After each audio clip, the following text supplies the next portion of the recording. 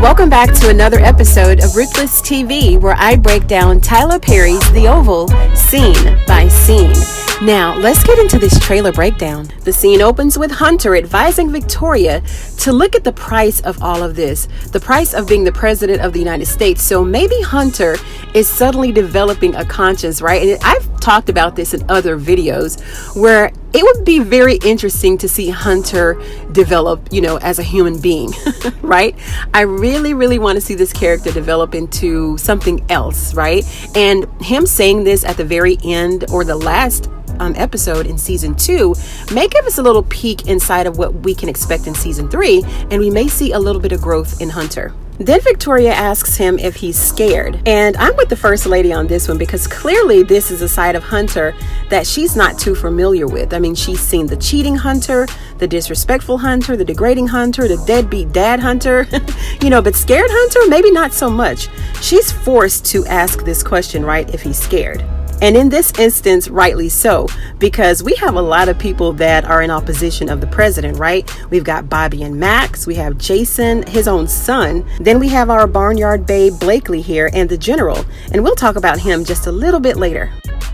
Then in this next clip, we see Priscilla showing her hand, and she took a page right out of Richard's book, just like he did when he went to see Daikon and the Rakadushis. And this has a large part to do with why they ran them off the road, because he threatened to return to the compound with the government. So now we see Priscilla telling the First Lady that she gonna write a book. Priscilla has unraveled all the way. I don't know who this Priscilla is.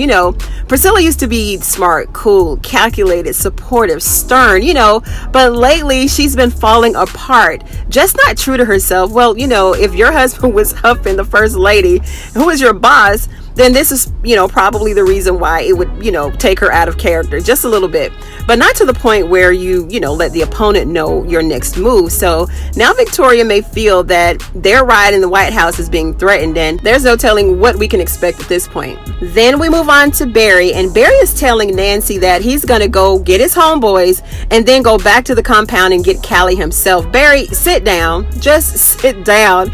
You should have taken the boys with you the last time. You just don't. I mean, he just got out of the hospital, like 40 minutes ago. And I'm sure he still got that PCP still running through his veins. And you want to go back and mess with Daikon, Ruth, and the goons. Like, really? I mean, there are like 1,000,001 other things that Barry could be doing, that's proactive and effective to get Callie back. So I guess Richard and Nancy failed to tell him that they were ready to take their own lives because Dale and Sharon were there with Richard. And they failed to tell him too that the FB and the I already have men actively on the inside, but you want to go and get Pookie and them to do what? Barry, please go sit down, please. Then we see Donald sitting in his office and he's talking to someone, and whoever he's talking to, he's telling them that he needs to not exist anymore. So what I'm thinking is that he's talking to one of the guys who's going to be in the shootout with Kyle. But then we see this random shooter entering the pharmacy. And Kareem keeps leaving Dale in charge as if he's the new manager or something. Look, Dale is from the fresh food section in Virginia at the little grocery store, right? He don't know nothing about big old Washington and handling robbers and gangsters.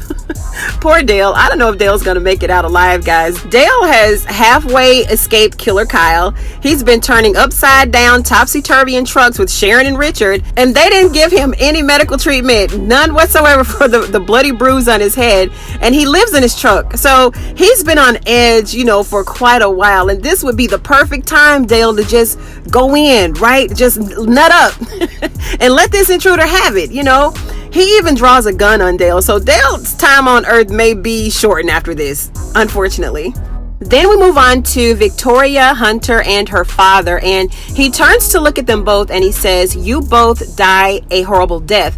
So he could be talking about a myriad of things here, or any number of people, right? He could be telling them that he'd hate for them both to die a horrible death, or he could be wishing death upon the two. With the atrocious relationship that Victoria has with her parents, It will probably be the latter. We do know that from the last episode that Victoria is afraid that her and Hunter's shenanigans will no longer be guarded. And Victoria's father just entered the scene here at the end of season 2. So I don't know if he'll be around for season 3. I really wish he'd stick around because this character is being treated like the same as Maud, right? She only appeared in a couple of episodes and then she was gone. And I really appreciated her presence around Victoria because, you know, she was the only one who could really keep Victoria in line. And even here, the couple of times that her dad has been mentioned, she does harness a little bit of respect for him. Like there's a certain level of respect that she has for him, but you know, when she gets out of his presence, she'll say something else, right?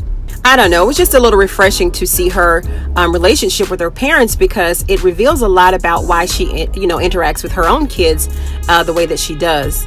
But looks like her dad is about to exit stage left too, so I don't know. Then we see Jason back in Alan's office once again, telling him that he's sorry. So apparently he didn't get the memo that Alan is the one who knocked him out cold, with that Van Halen guitar. If 1 minute I'm in the middle of tormenting Ellie, then the next minute I'm waking up in my bedroom with a therapist standing over me. I have a headache, and yeah, I got a few questions. Somebody needs to give Jason a clue because he's sitting up in Alan's office like they bros, right? But apparently he's probably talking to Alan about, you know, the same things he's been talking about 2 other times that he was there, trying to get Alan to take his dad out. And Alan turns him down for the 50th time. And Jason says he'll be sorry. And this is the only way that I can get this scene to make sense based on what we already know. And right before this, I almost forgot, and I was trying to cover this trailer with, you know, the voiceover, just responding to the voiceovers and not really so much as to what we've already seen. But since we're here, we see Sharon sliding Kareem's Cracker Jack box ring across the counter. But no, that ring was actually gorgeous, and she's giving it back to him. And in the previous trailer, she tells him that he's not ready for marriage, and neither is she.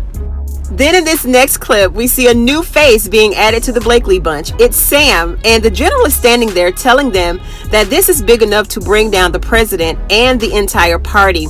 Now, we've been hearing this coined phrase tossed around more than a few times, right? And we heard it like from Bobby and Max, of course. We've heard it from Diane. We hear it here again with the general. So hopefully we won't have to wait until next season to see what this thing is that's going to bring Hunter and his crew down. And in the final clip, we see Hunter and his crew ducking down, avoiding bullets. Now, I thought that Secret Service was supposed to be on high alert and tackling the president like he's a running back and got the ball. But it looks like it's every man for himself when the guns went off, right? Like, isn't the motorcade indicative of presidential parties being present and, you know, blocking off streets and whatnot, you know, high security alerts? And even though Bobby and Max may know the route, they should not be able to get that close to the president. And I'm thinking that maybe Hunter may be shot and then he ends up in a coma, which will then open the door for the introduction of the vice president and the second lady.